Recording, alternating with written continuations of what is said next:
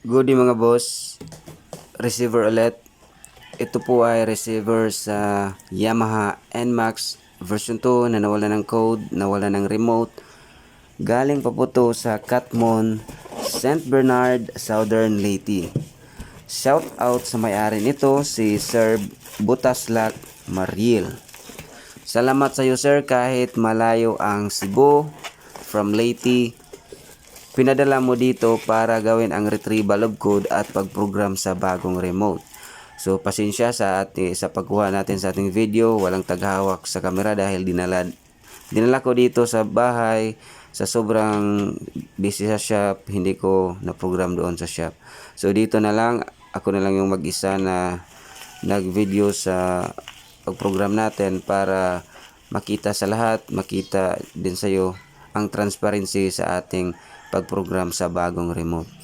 So sa hindi pa alam kung ano ang mukha sa receiver sa Yamaha, ito po yung receiver sa Yamaha NMAX version 2 na nawala ng code, nawala ng remote.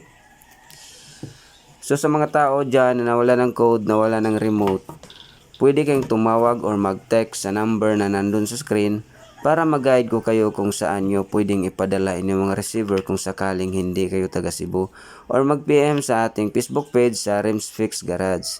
So ito na po yung board sa kanyang receiver. Dito natin ipin out ang nawawalang code.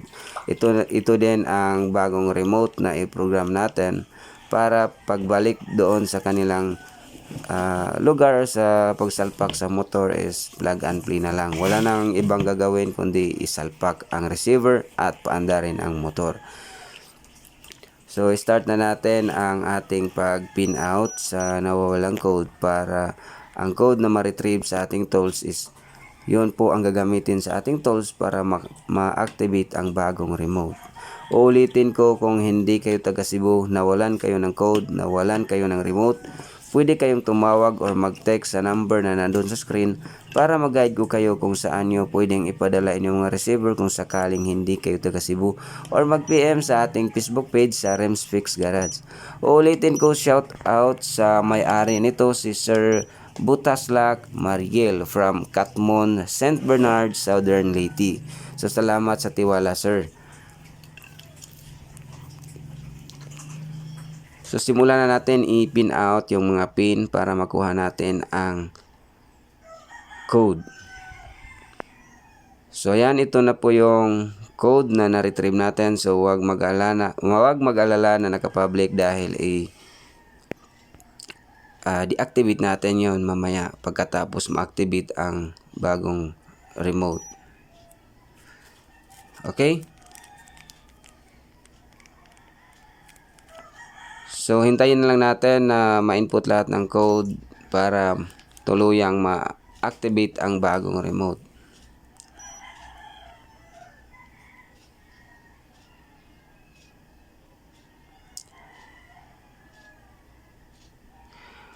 Nagpapasalamat po ako palagi sa mga taong sumusuporta sa ating maliit na negosyo, palaging nanonood sa ating video, naka-follow sa ating page.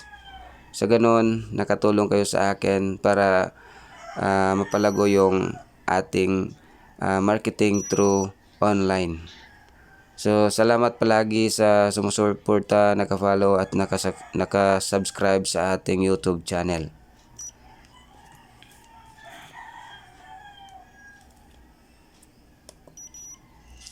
Ayan, so nakita natin successful po yung pag-activate natin sa bagong remote.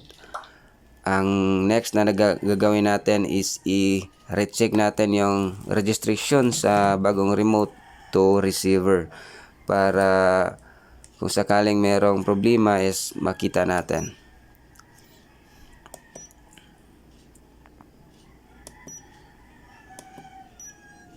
So ayan, good registration between the remote at saka receiver.